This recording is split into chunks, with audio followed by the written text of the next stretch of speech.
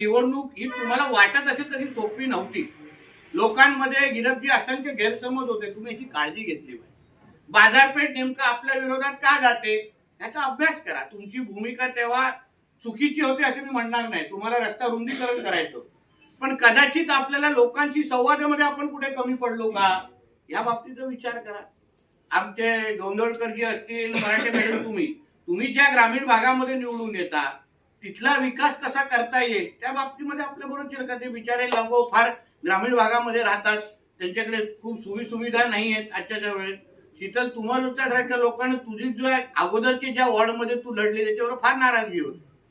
आता ह्या नवीन वॉर्डमध्ये नाराजगी होता का म्हणा, एवढी काळजी आहे. माझं असं म्हणत का प्रत्येकाला जो माझा अनुभव मला आला, शेवटी मी नावं घेऊन बोलणाऱ्यापैकी आहे, कारण का मी घरात बसलेलो आहे. मी काही जाहीर कार्यक्रमामध्ये तुमची नावं घेत नाहीये, पण माझ्या तुमच्याकडून अपेक्षा आहेत, या पक्षाच्या तुमच्याकडून अपेक्षा आहेत. नगरसेवकांची नावं बदलत जातील, भारतीय जनता पक्ष हा तिकडेच राहणार आणि मजबूत होणार.